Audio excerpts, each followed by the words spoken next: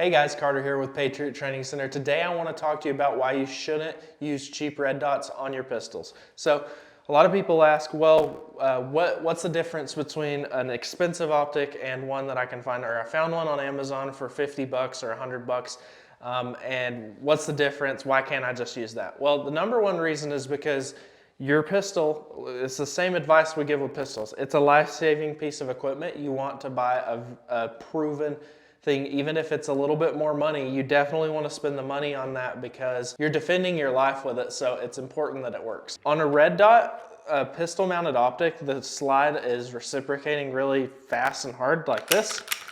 And a lot of times they'll get knocked off zero if it's not a quality one, which means that you can sight it in, and then when you shoot it, the point of impact of where that dot is zeroed actually moves, which is a huge problem if you're relying on it to save your life and you put your sights on something, do your job, and it's still not hitting where it's supposed to. That's a big thing.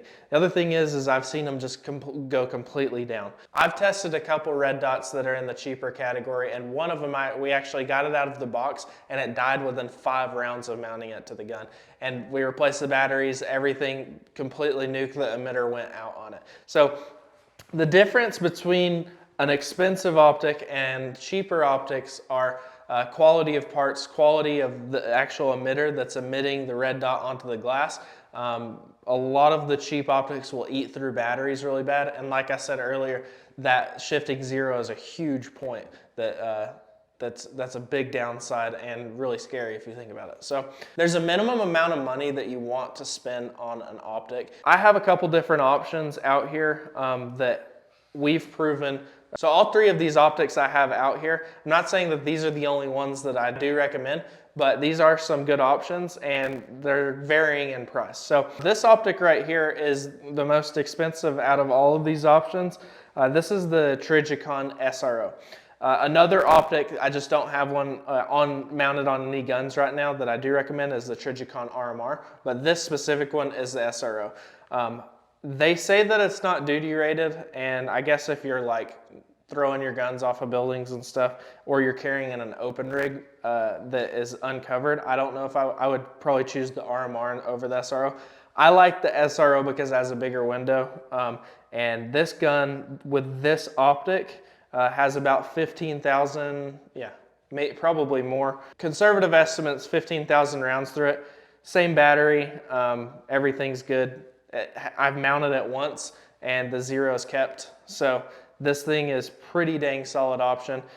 These are definitely the most pricey one. I want to say retail on them is like $550 to $600. So it is definitely a lot more than some of the other ones, but they're very, very reliable. The emitters are good. Also, the cool thing is they're made in the United States. And so if you care about that, that would be a reason to go with Trijicon. So another one that I have here, this is actually on my carry pistol and I love this optic. So this is the Holosun 509T. And so Holosuns, they are made in China, but they're very, very quality made in China. So these are good optic. The thing I like about it is an enclosed emitter, which means that it has 2 windows. So it has it has glass window on the back and on the front. So that emitter is inside 2 pieces of glass and keeps it protected. So rain, snow, dirt, anything, it protects it from all of that. So you're not gonna get any like weird stuff with your dot. I really like this dot. I have about 10,000 rounds through this specific dot and it works great. I love this thing. And these run, I think retail on them is 400, but you can find them for 325 to 350. And they're a really solid option. That brings me to the Holosun 507C. I love this optic because it's a great value for the money. They are very, very strong. I've had tens of thousands of rounds through these over the years, and I've not had one go down yet. I'm sure it happens, their electronic things go out, but these things have been very, very solid. So the cool thing about them is they retail for like $320, $350. They're super solid. They're not enclosed emitter, but for an open emitter, they're very, very strong. Great value for the money. They hold zero really well. Also the cool thing is if you have a direct mill or you're running the mounted optic system, it's the same footprint as the Trijicon RMR and SRO. So you don't have to get a specific cut for it. It fits right in. These things are super reliable and I love them. I can't say enough good things about them. So I would say that red dots are becoming bigger and bigger and the technology is getting better.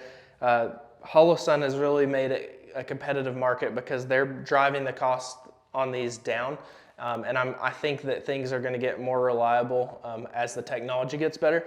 But what I will say is if you're not going to spend the money to buy something reliable, I would stick with your iron sights because if you get used to and reliant on a gun with a super crappy red dot and it's going to go out on you, then there's no point. You should just run irons. So definitely don't skimp on the red dot. There's plenty of good options. These Holosuns, you can find them for a really good deal and they're very reliable. So just spend the extra money on that instead of getting one of the super cheap off-brand knockoff ones because they don't have the proven track record that the Holosuns do. So it doesn't matter what kind of gear you have on your guns if you can't shoot them well. The best way to get good at shooting fast is through dry fire. We have a 30-day dry fire program down in the description below. Go click that, it's completely free, and we'll catch you guys in the next one.